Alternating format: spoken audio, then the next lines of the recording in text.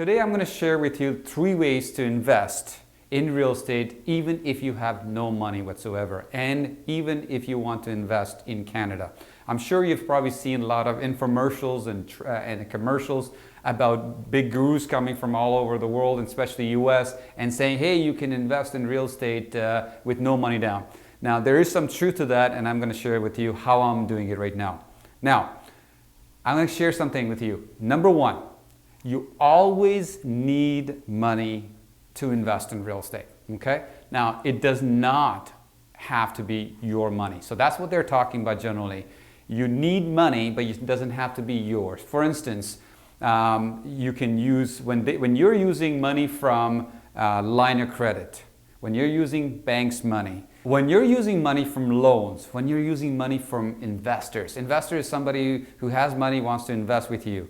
Or if you're using private lenders and hard money lenders that are also available in Toronto area who don't have time but they have money, when you utilize their money to buy your project or your property, it's considered as a no money down. Why? Because it didn't come out of your pocket. It came out of either banks or some individual to fund the deal. For instance, if you are buying a property that is worth $200,000 as an example, and I know it's very hard to buy properties in GTA for $200,000, but there are places that you can still buy properties, let's say Kitchener, Waterloo, and those places for $200,000 or less.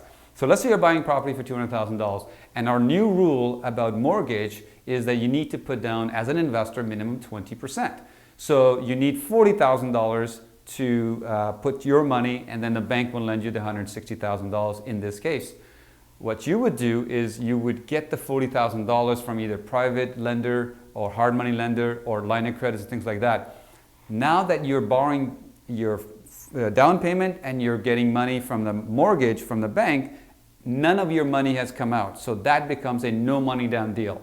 So that's one way for you to do that. Utilize all those resources to get these people. Now you could find these people, like say private lenders, hard money lenders, and joint venture partners in, let's say, private investment club, let's say any real estate club that you go there. In fact, sometimes they advertise in the newspapers as well. Now, another way to make money is what they call is vendor take back. What a vendor take back is very simple. If there's a property out there, and let's say it's fully paid for right now, okay, and that person is sometimes elderly person, and they're not happy with having a renters or rental property, they may lend you 100% of the mortgage, and because they just want to get positive cash flow every month from you, and you look after the property, you look after the upkeep, and you look after the renter. And then lastly, the assignments. What an assignment is simply this: if you don't have lots of money and you don't have a good credit, what you do is you buy a property and have an assignment clause. What an assignment clause means is that you can take that contract and you can assign or transfer that contract to another person for a fee or for a higher price. So if you buy a property for $200,000 and maybe the value is $240,000 or $230,000 because you got a good deal, and you go to somebody like myself and say, Sunil, I have a property that is worth $240,000, I bought it for $200,000 and I can give it to you for $210,000. I might say, okay, I'll buy it from you. So this way, you didn't put any money, you didn't even get a mortgage, and there were no closing costs for you. These are some of the ways that you can actually invest in the Toronto area or in Canada in real estate without using any of your money. I look forward to seeing you soon. I'll talk to you there. Thanks.